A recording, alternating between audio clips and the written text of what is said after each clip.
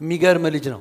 የሚገርም የእግዚአብሔር መንፈስ በውስጡ ያለ ልጅ ነው እና ደግሞ በቃ አገልግሎ ለማለፍ የሚፈልግ ልጅ ነበረ እና አይ ቲንክ እግዚአብሔርም ያንን አድርጓል። ባለፈው ሳምንት እንዳልኩት ለኔ ኮሊንግ ነው የሚመስለኝ፣ ጥሪ ነው የሚመስለኝ፣ እግዚአብሔር የጠራው ነው የሚመስለኝ።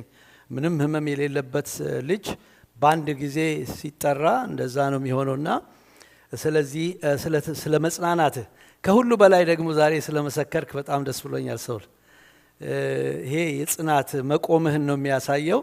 ደግሞ የተናገርከው ነገር በጣም ደስ የሚል ነው።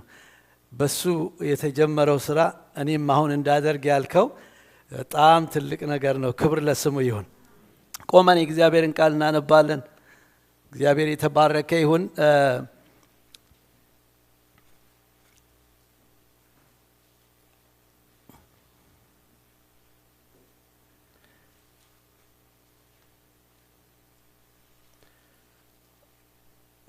እቺ ነገር አልተዋወቅንም። ወንድማችን ማቲ ከዚህ አሁን አዲስ ስታይል ነው መሰለኝ ገመድ እዚህ ገብቷል። ድረስልኝ መጥቷል። ኦኬ that's good thank you። ኢያሱ ምዕራፍ 2 ነው መናነበው ዛሬ። በክፍሉን ስለማነበው በኋላ ላይ አንድ ቁጥር ብቻ ነው ማነበው ያነበብኩ ስለማገለግላችሁ። ምዕራፍ 2 ቁጥር 1 የነዌም ልጅ ኢያሱ ሄዳችሁ ምድሪቱንና ኢያሪኮን እዩ ብሎ ከሰጢም 2 ሰላዮችን በስውር ላከ ይለናል። እንጸልይ። በዘላለም እቅድ እና ፕላን የምትመራን በራስ ጊዜ በራስ ሐሳብ ማንንም ሳታማክር ሁሉን የምትሰራ የዘላለም አምላክ እግዚአብሔር ባንተ ጸጋ ባንተ ቸርነት ባንተ ምህረት ቆመናልና በዚህ ማለዳ በአምልኮ ውስጥ ስላጽናናህን ስምህ ይባረክ። ወንድማችን ሰለሞንም ስለተጽናና ቤተሰቡ ስለተጽናና እናመሰግንሃለን። እግዚአብሔር ሆይ አሁን ደግሞ በቃል ተናገረን። መናገር ያለብኝን መናገር እንድችል ጸጋህን አብዛልኝ።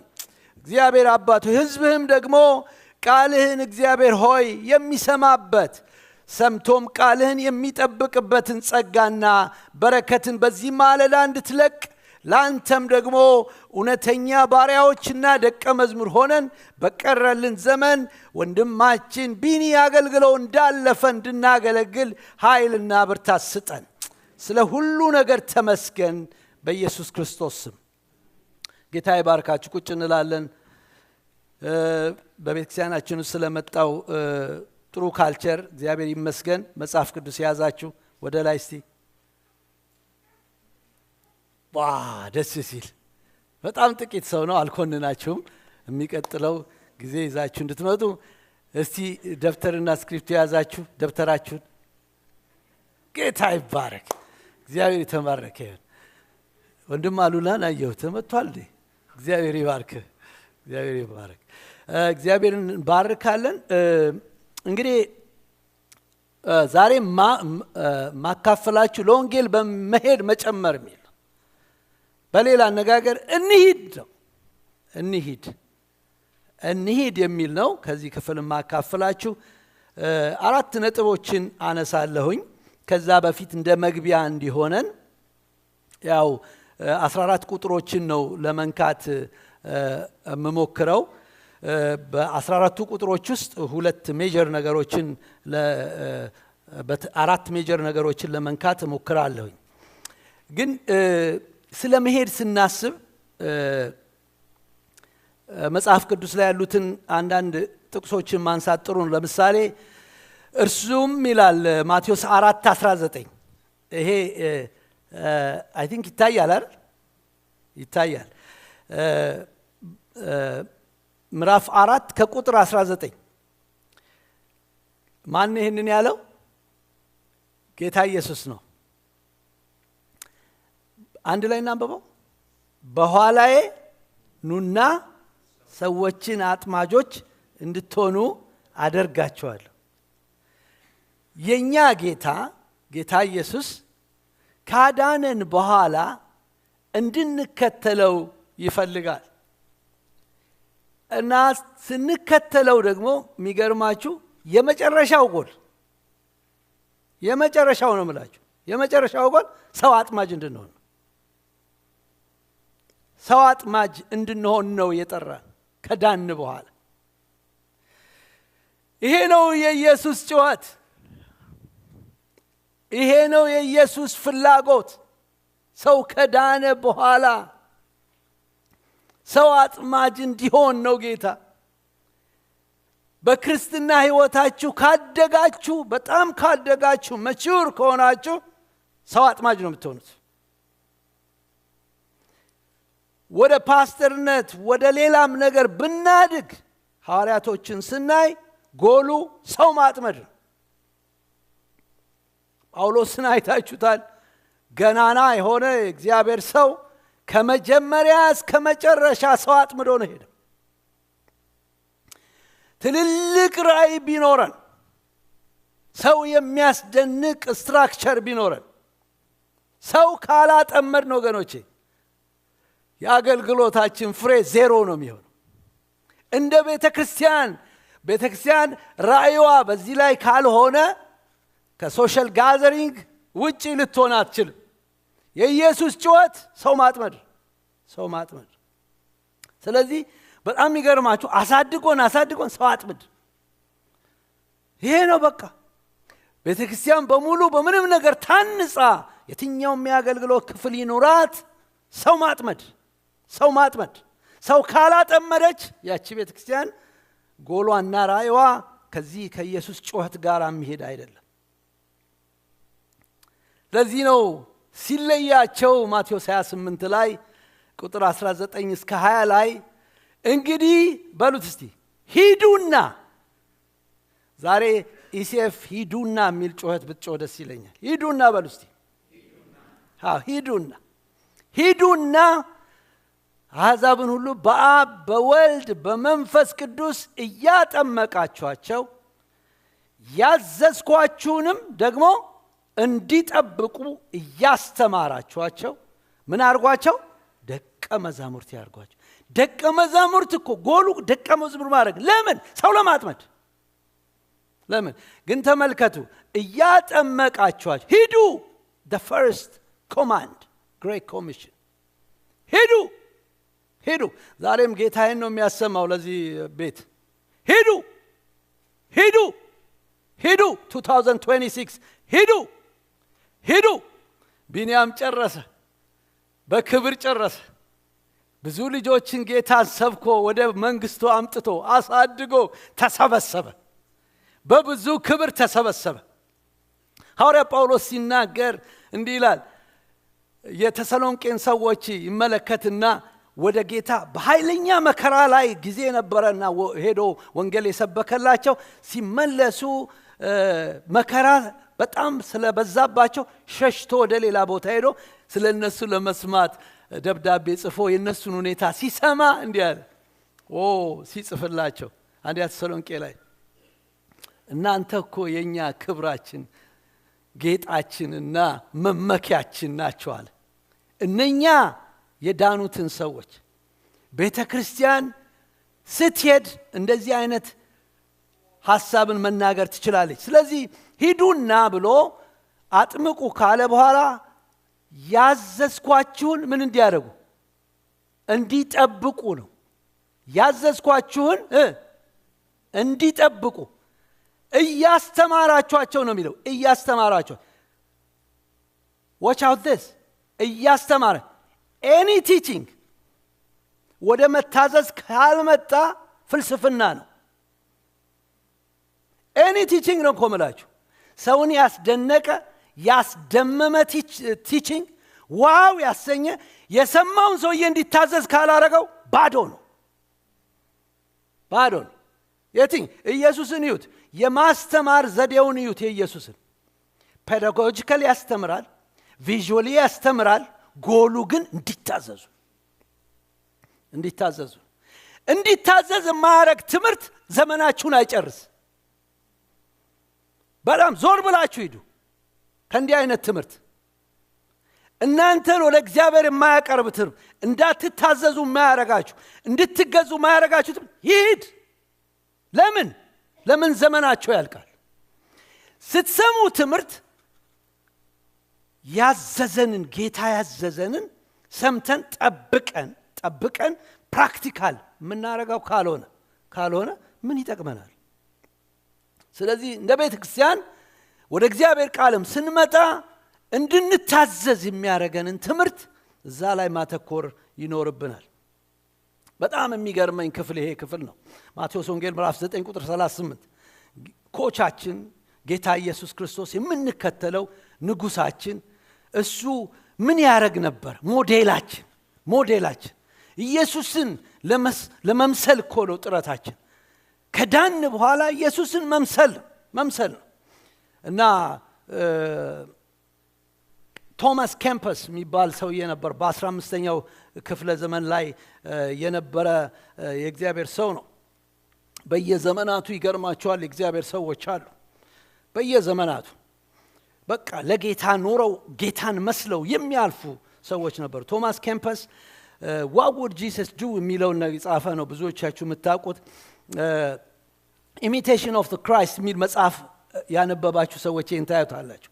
ኢየሱስ ቢሆን ምን ያደርግ ነበር ብሎ ለክርስቲያኖች በዛ ዘመን ሜቶዶሎጂ ያስቀመጠ ሰው ነው። እና እንደ ክርስቲያን ታዘን ክርስቶስን መስለን እንድንኖር ኢየሱስ ቢሆን በዚህ ጉዳይ ላይ ምን ያደርጋል? ይገርማችኋል። እንዲህ አይነት ፕሪንሲፕል ውስጣችን ቢገባ አንደበታችን ስርዓት ይይዛል፣ የምንሰማው ነገር ስርዓት ይይዛል፣ የምናየው ነገር ስርዓት ይይዛል። ኢየሱስ ቢሆን በዚህ ጉዳይ ላይ ምን ያደርጋል? ምን ይላል? ምን ይናገራል? ብሎ እንደዚህ አይነት ነገር ነበር ያስቀመጠው።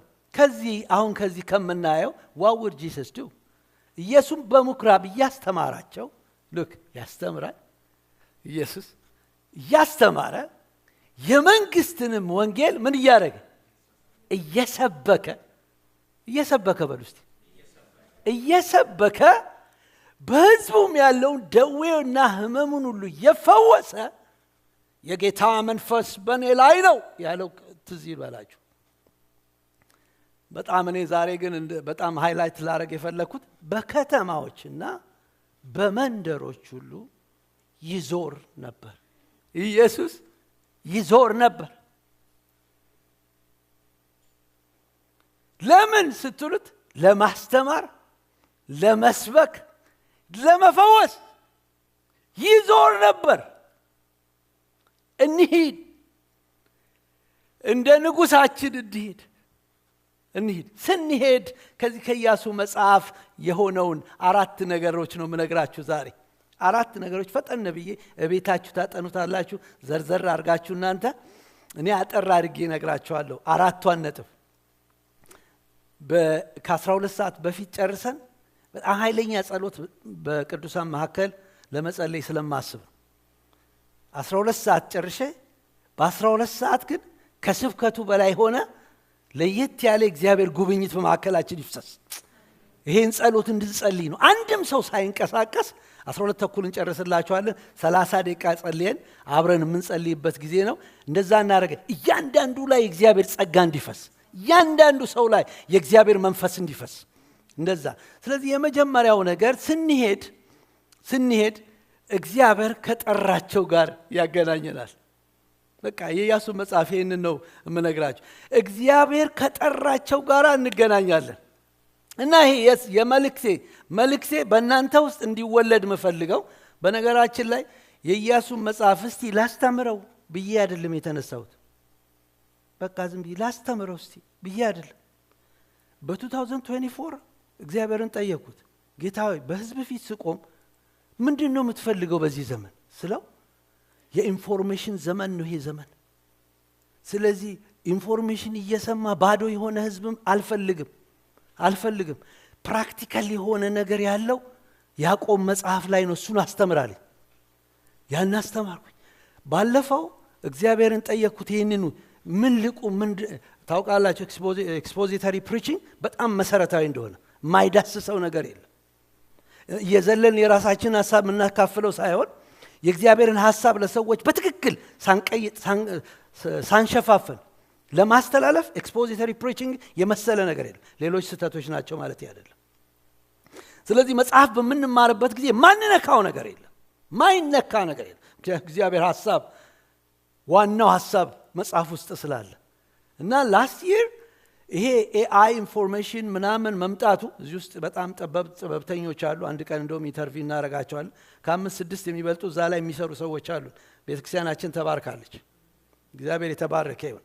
ስለዚህ በዚህ ዘመን ይሄ ቴክኖሎጂ ባለበት በዚህ ጊዜ እንዴት ነው ቤተክርስቲያን መኖር ያለባት መመላለስ ያለባት የሚለውን ጥያቄ ስጠይቅ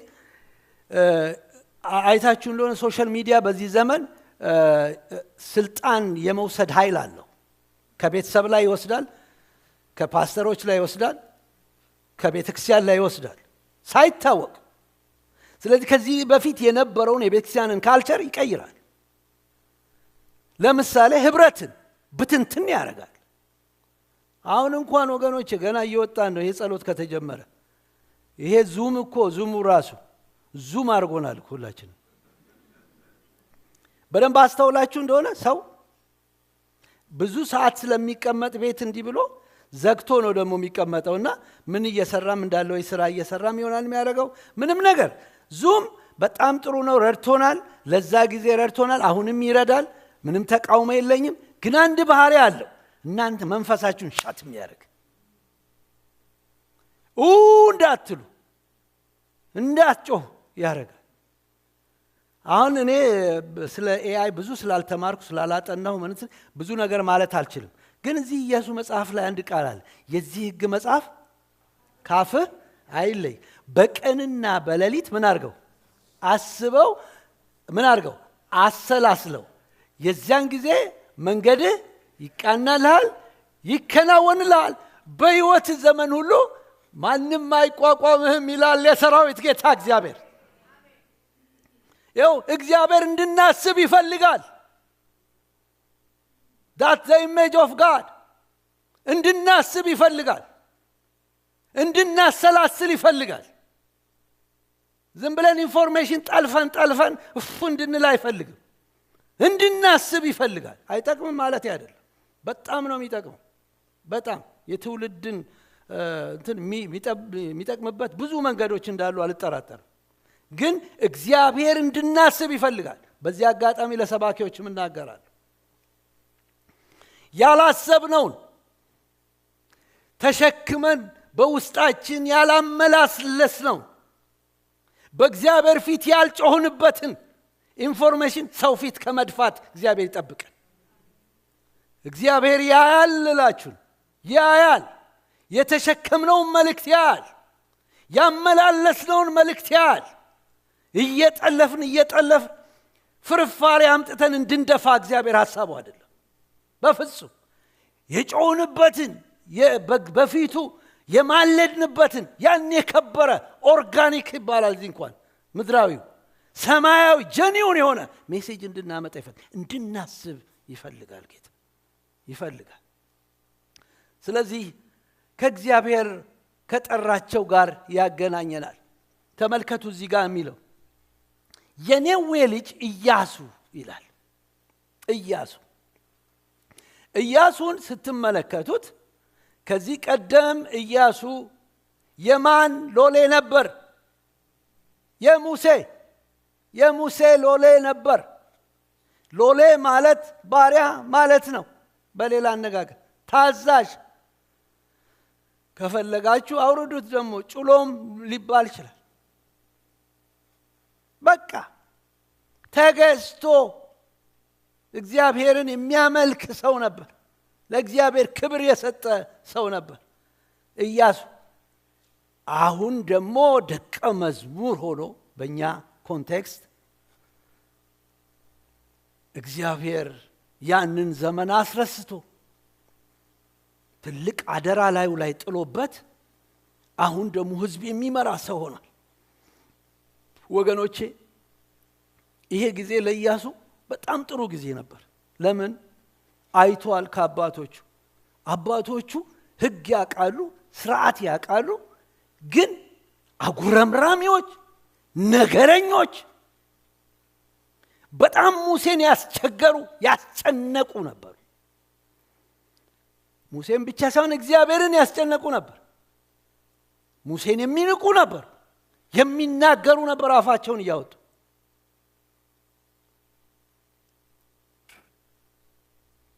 እግዚአብሔር አየ ያን ትውልድ ስርዓት ያውቃል፣ ሕግ ያውቃል። በመገናኛ ድንኳን ሙሴ የሰራቸውን ስራዎች በሙሉ ታምራቱን እንኳን ያውቃል። የእግዚአብሔርን ታምራት የሚዳፈር ትውልድ ነበር ኤክሶደስ ጀነሬሽን። እግዚአብሔር አዘነ፣ ሊመራቸው ፈለገ። ከፈርዖን ከዛ አይነት ስቃይ፣ መከራ፣ ባርነት ነፃ አውጥቷቸው በእግዚአብሔር መመራት አልፈለጉም። የራሳቸው ዕቅድ ነበራቸው፣ የራሳቸው ፕላን ነበራቸው። ስለዚህ የእግዚአብሔርን ሐሳብ ገፉት፣ ሙሴን ናቁት። ኢያሱማ አይታየም። እግዚአብሔር ምን አለ? በምድረ በዳ እስኪሞቱ ተዋቸው ይላል። አሁን ኢያሱ አዲስ ጀነሬሽን ነው ያገኘው። አዲስ ጀነሬሽን ይሄ ስርዓቱን፣ ሕጉን፣ ቶራ አቃለሁ ብያለ የሚጠቅስ ሳይሆን ምንም አያውቅም።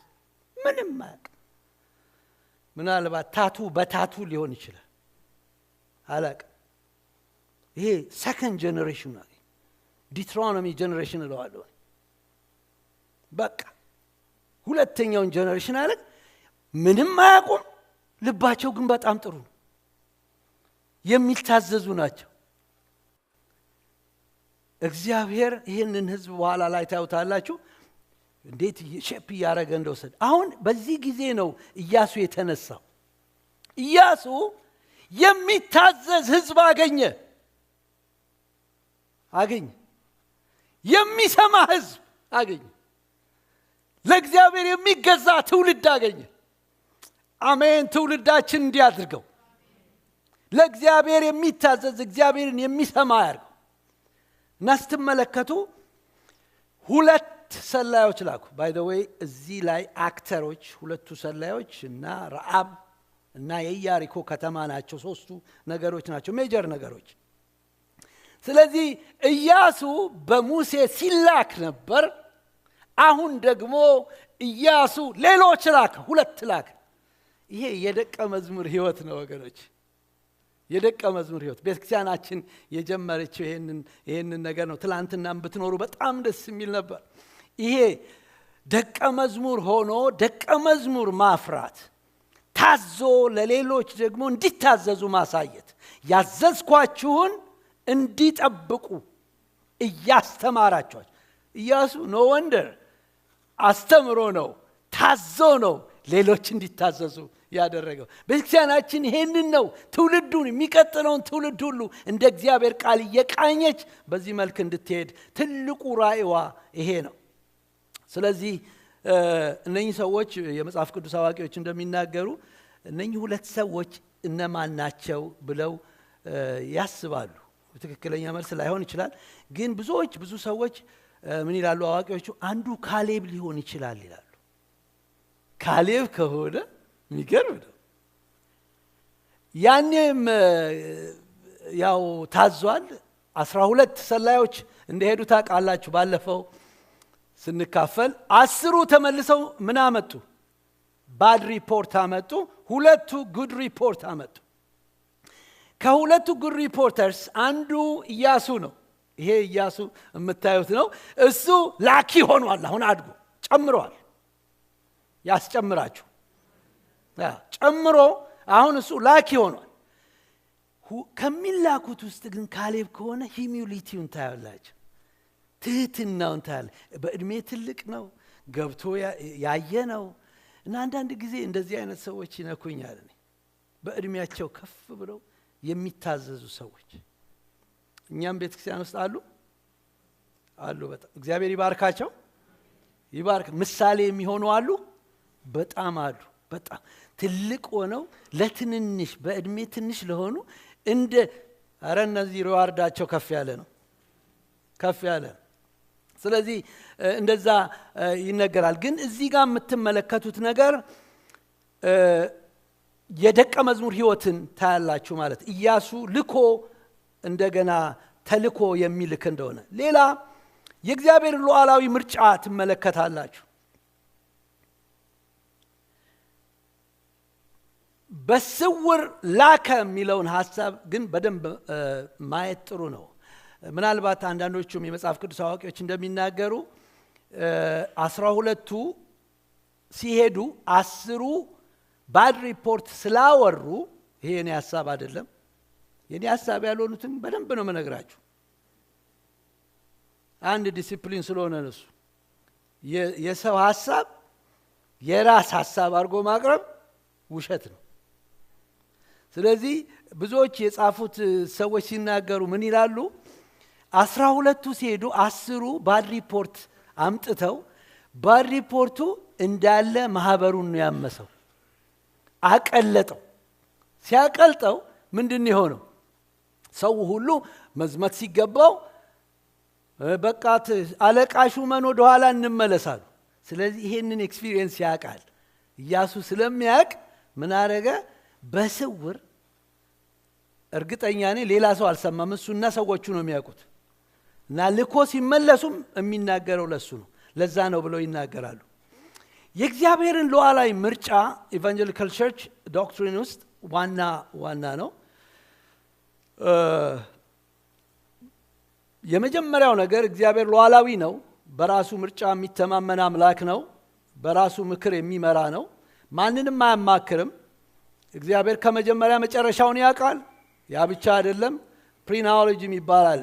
ከፍጥረት በፊት እግዚአብሔር ከፍጥረት ውጪ ነው። በሰዓት አይመደብም፣ አይወሰንም። እና ከመጀመሪያ ሆኖ መጨረሻውን ስለሚያውቅ ከፍጥረት በፊት ሁሉን ነገር ያውቃል። ይሄን በጣም እርግጠኛ ነን። ለዚህ መጨረሻም የሚመረጡትን ያውቃል።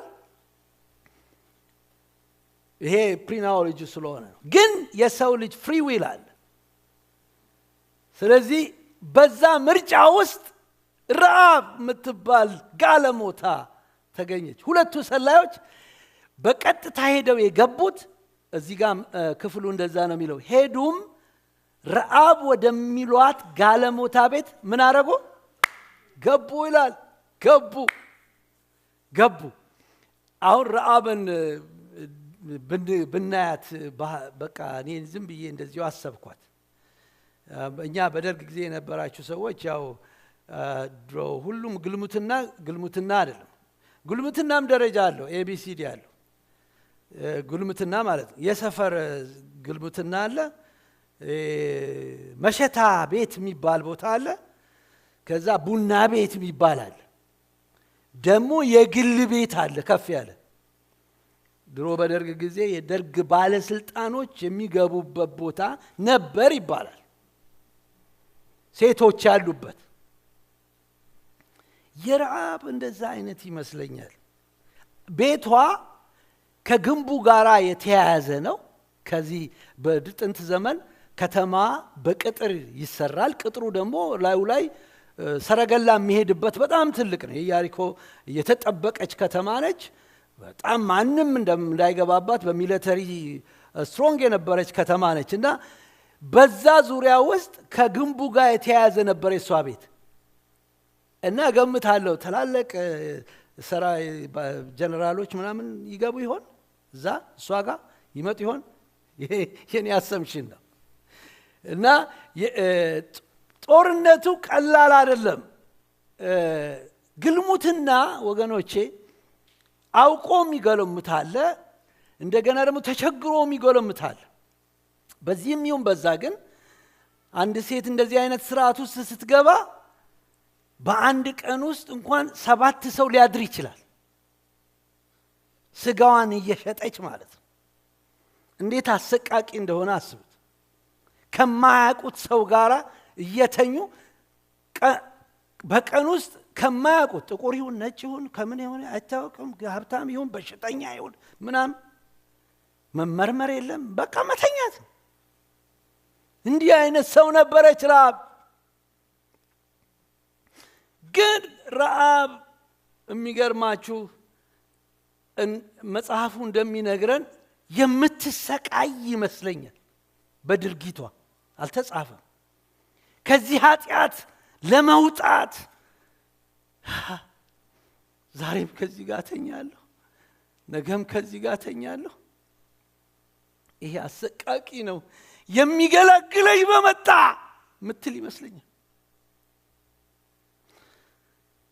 ስለዚህ ጦርነቱ ሁለት ጦርነት የእግዚአብሔር መንግስት መልእክተኞች ሁለት ሰላዮች የሚገርም ነው የረዓብን ጩኸት ተመልከቱ የእግዚአብሔር መንግስት መልእክተኞችን ተመልከቱ ገቡ የሚለው እንደ አገባብ ራሱ እኔ አክሽን ያለው ይመስለኛል ብርግድ አድርገው የገቡ ይመስለኛል ደረሱላት ለጩኸቷ በኃጢአት ውስጥ የምትሰቃየው ይችን ሴት ደረሱላት ገቡ ይላል እና ወገኖቼ ዛሬ ይሄን መልእክት እያስተላለፍኩ እርግጠኛ ነኝ እኔ እንደዚህ በመንፈስ ይሰማኛል ብዙ የሚጮሁ ሰዎች አሉ ከዚህ ባወጣው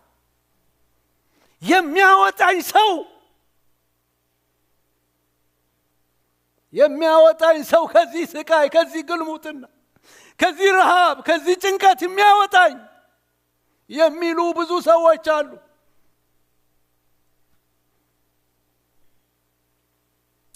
ሂዱ ሲላቸው ሰላዮች yes sir ብለው ሄዱ እንደ ኢሳይያስ በዚህ ዘመን ማንን ልላክ እያለ ይመስለኛል ጌታ ማን ይሄድልኛል ሰው ሁሉ ኮምፎርታብል ሆኖ ቁጭ ብሏል ማን ይሄድልኛል እና የእግዚአብሔር መልእክተኞችና የምድር ንጉስ መልእክተኞች የኢያሪኮም እንደዛ ነው የሚለን የኢያሪኮ ንጉስ በዚያ አደሩ ይላል የኢያሪኮ ንጉስ ነው ሰዎች ከእስራኤል ልጆች አገሩን ሊሰልሉ ወደዚህ በሌሊት ገቡ ሲባል ወሬ ሰማ ይላል እናንተ ቤት ሄዳችሁ ስለዚህ ስለ ወሬው መመራመር ትችላላችሁ በጣም ኢንተርኔት በሌለበት ጊዜ በአንድ ጊዜ ምን ሰላይ እንዳለ ታያላችሁ ከተማው ላይ እንዴት ከተማው እንደሚጠበቅ ታዩታላችሁ እና ቶሎ ወዲያው ንጉሱ ሰማ ንጉሱ ደግሞ ዳይሬክትሊ እንዴት ለረዓብ ትልቅ ሴት ነች ማለት ነው አላቅም እንዴት ንጉሱ እንዲህ ብላችሁ ላኳት ንገሯት ያቃታል እንዴ በዛ ሌሊት ሲበገባ አገሩን ሁሉ ሊሰልሉ ወጥተዋልና ወዳንቺ የመጡት ወደ ቤት የገቡትን ሰዎች አውጪ ብሎ ወደ ረዓብ ላከ አውጪ እኮ ነው እንድታወጣ ንገሯት ሳይሆን ለሷ ነው የተናገረው ለሷ ያቃት እንደሆነ አላቅም ታዋቂቱን እና ይሄንን ተመልከቱ ለላችሁ ነው እግዚአብሔር ከጠራቸው ጋራ እግዚአብሔር ያገናኘናል እንሂድ this year 2026 መጽሐፍ ቅዱስ በመጽሐፍ ቅዱስ አፈታት ሄርሜኔቲክስ የሚባል አለ አፈታት ላይ መጽሐፍ አንዱ ፕሪንሲፕል መጽሐፍ ቅዱስን ምን ያደርገዋል ይፈታዋል thank you ፋሲሉ ይፈታዋል እስቲ ይሄንን ሐሳብ በአዲስ ኪዳን ልፍታው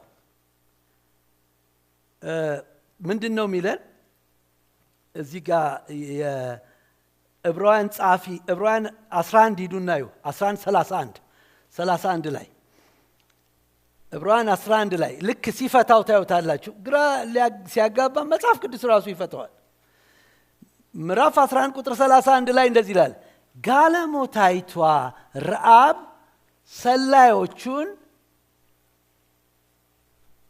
አወጣችሁት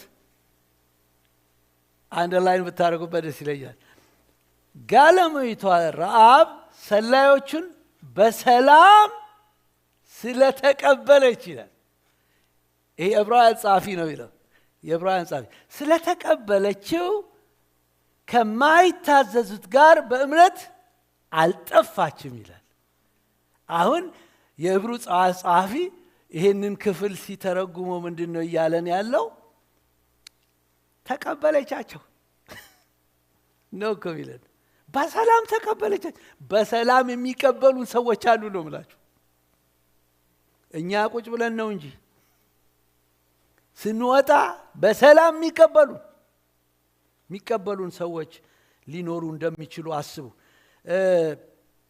ኦፍ ኮርስ ይሄንን ሌላውን የምናየው ከማይታዘዙ ጋር ይላል ያዕቆብ፣ ከማይታዘዙ ጋር።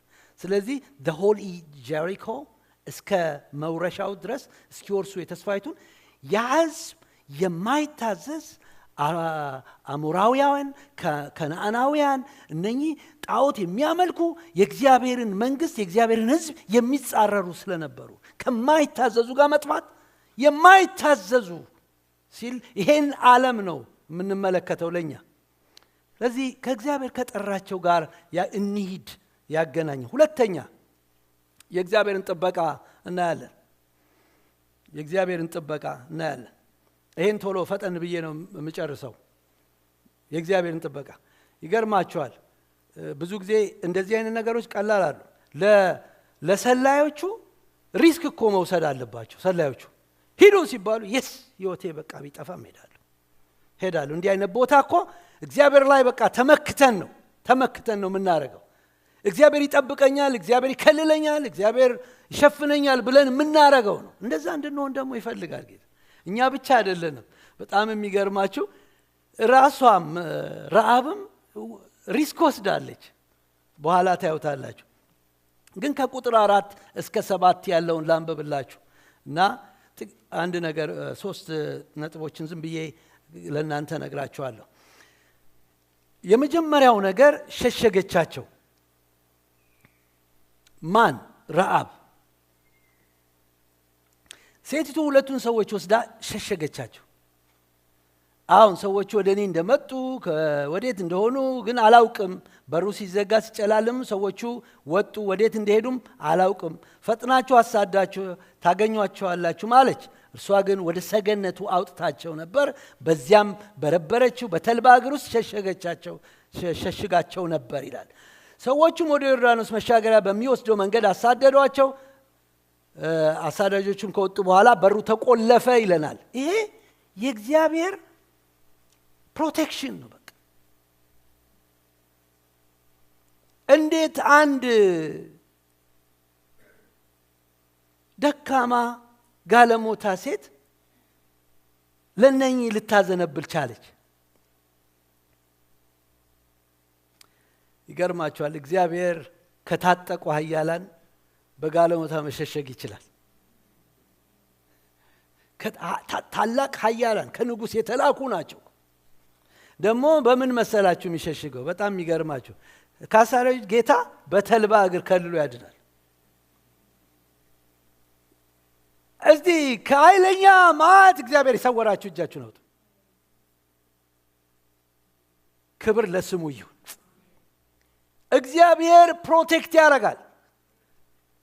ግን የሚፈቅድበት ጊዜ ደግሞ አለ።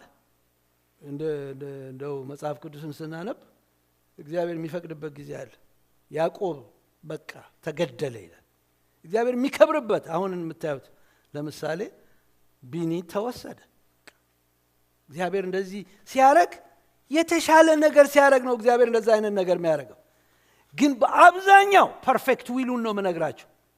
ፐርፌክት ዊሉ እግዚአብሔር ፕሮቴክት ያደርጋል።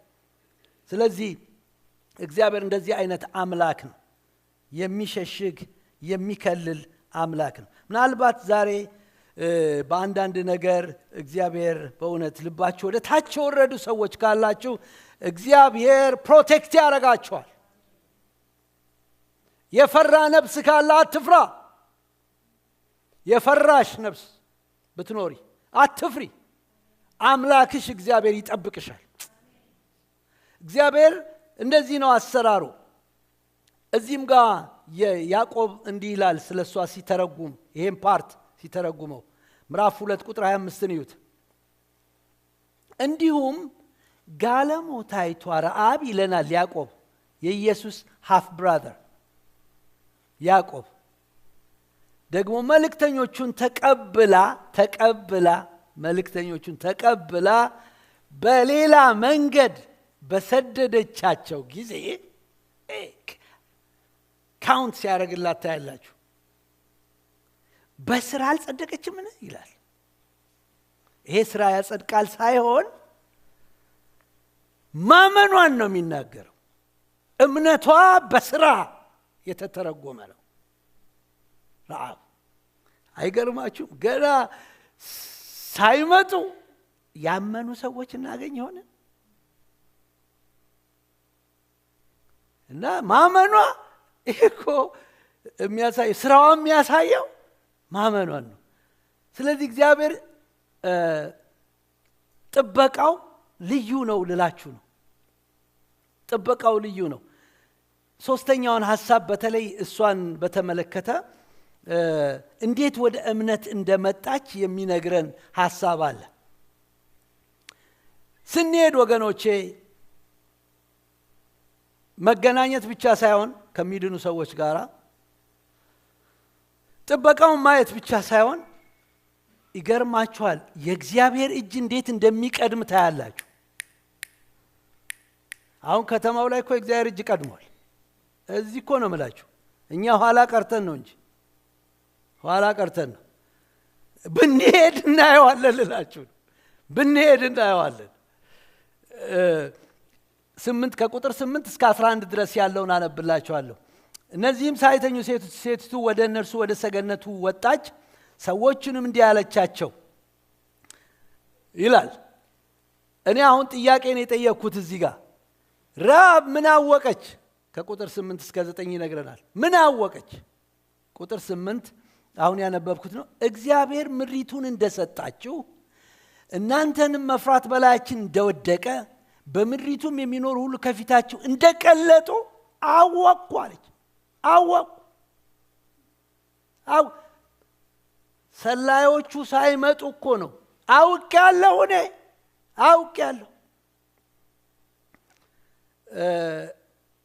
ከሰዓት አንጻር ህዝቡ ምን ሰማ? ህዝቡ ምን ሰማ? ቁጥር 10 ይነግረናል።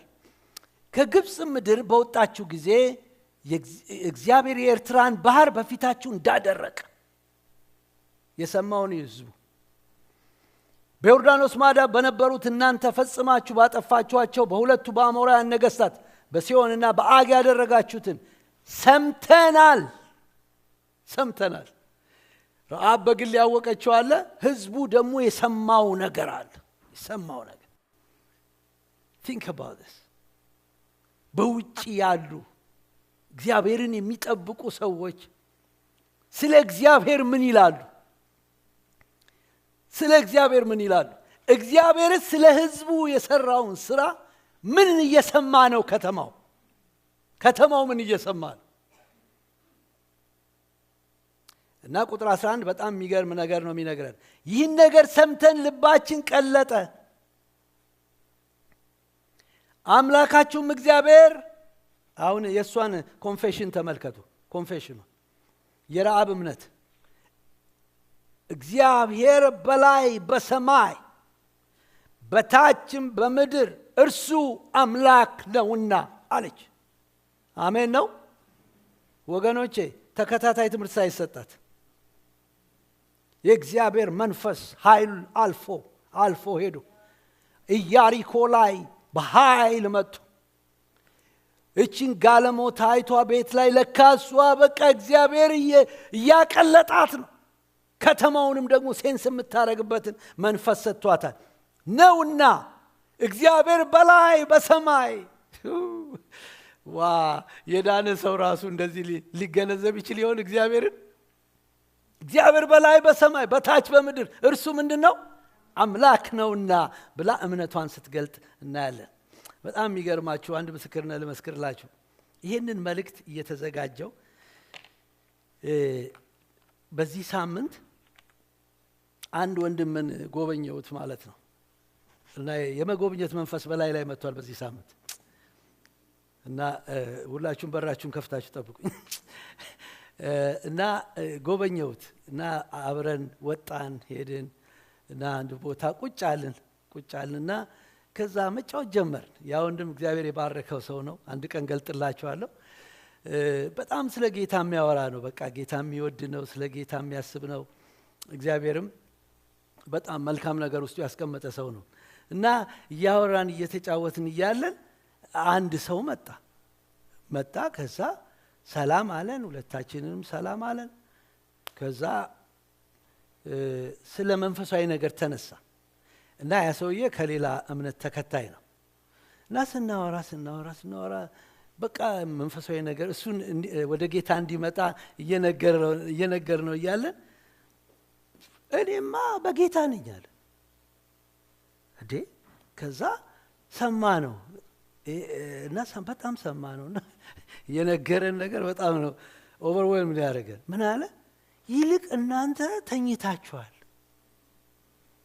እንዴ አሁን እርሶ ሊመጡ ላይችሉ ይሆናል ግን እንደው አንዳንዶቹ እዛ አሁን የተማሩ ያሉትን ምን ነው ነጠላ ያለበሳችሁ ብትልኳቸው?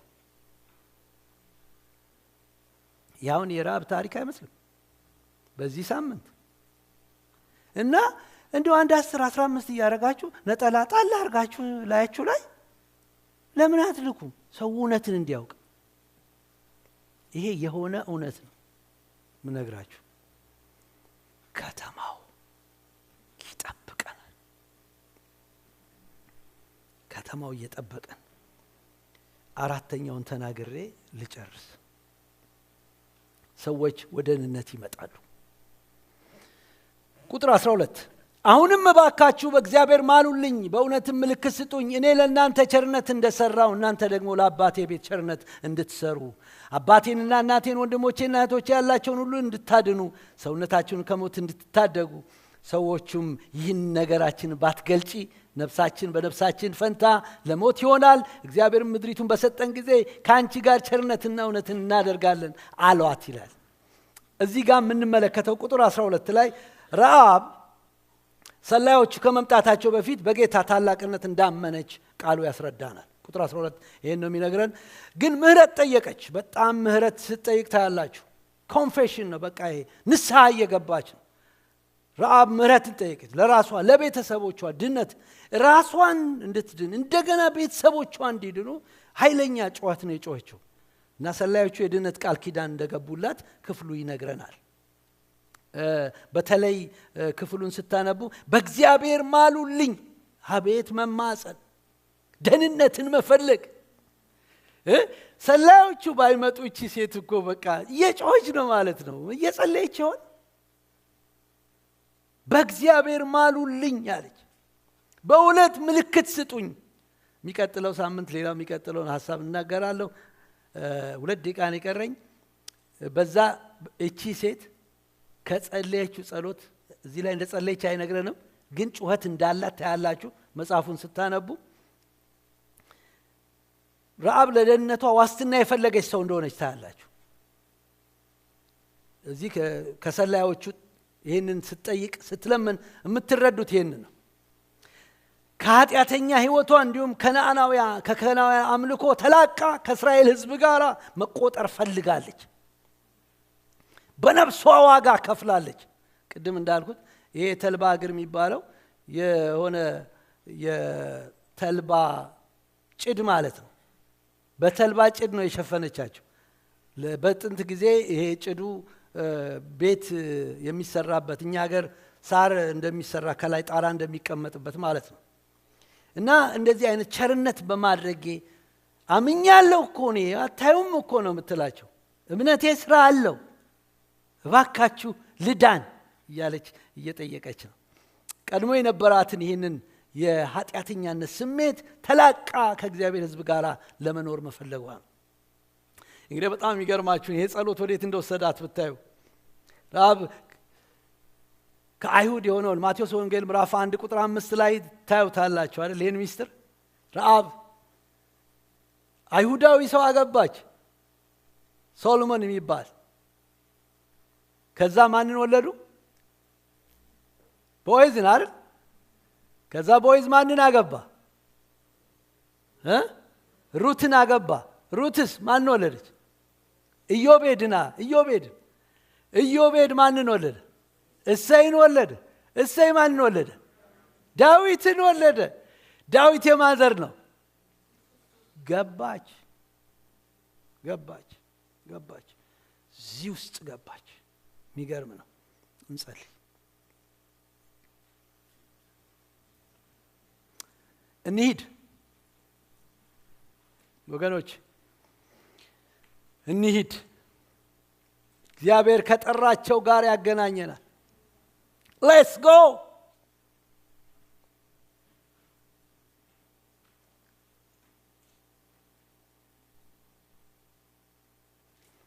let's go ይሄ ነው ሜሴጁ ዛሬ እግዚአብሔር የእርሱን ጦርነት ስትዋጋ ላንተ የታመነ ቤት ይሰራል ይላል እግዚአብሔር ቃል ወገኖቼ ነግራችኋለሁ አይዟችሁ ስለ ቤታችሁ አይዟችሁ ስለ ኑሯችሁ እግዚአብሔር ታማኝ አምላክ ነው ስለ ቤታችሁ ስለ ኑሯችሁ ስለ ትዳራችሁ ስለ ስራችሁ እግዚአብሔር ታማኝ አምላክ ነው ታማኝ አምላክ ስለናንተ ያስባል እናንተ እግዚአብሔርን አስቀድሙት ግዴላችሁ የእምነታችሁ ምልክት ይሄ ይሁን እግዚአብሔርን ማስቀደም አስቀድማችሁ የእግዚአብሔርን ጽድቅ መንግስቱን ፈልጉ ሌላው ነገር ሁሉ ምን ይሆንላችኋል ጨመረላችሁ ታምናላችሁ ይሄን እግዚአብሔር የተባረከ ይሁን አስቀድማችሁ የእግዚአብሔርን ጽድቅ እስቲ በሉት ከኔ ጋር አስቀድማችሁ የእግዚአብሔርን ጽድቅ መንግስቱን ፈልጉ ሌላው ሁሉ ታምናላችሁ ይሄን ታምናላችሁ እግዚአብሔር ቤታችሁ ውስጥ የሚጨምረው ነገር አለ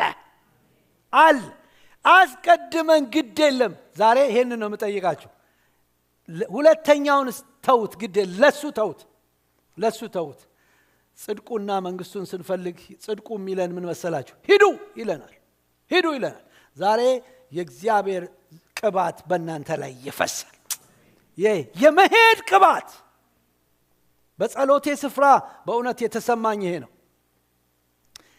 ሄዳችሁ በማታቁበት ክብርና ኃይል እግዚአብሔር የምትሄዱበት ጉልበት ይሰጣችኋል ሃሌሉያ ይሰጣችኋል እንዳንሄድ ደግሞ የሚያረገንን የከነዓናውያን መንፈስ እግዚአብሔር ይምታው የአሞራውያን መንፈስ የሚከለክል የእስራኤል ህዝብ እንዳያልፍ የሚከለክል ጣዖት አለ ታውቃላችሁ በዚህ ምድር በዚህ ከተማ አለ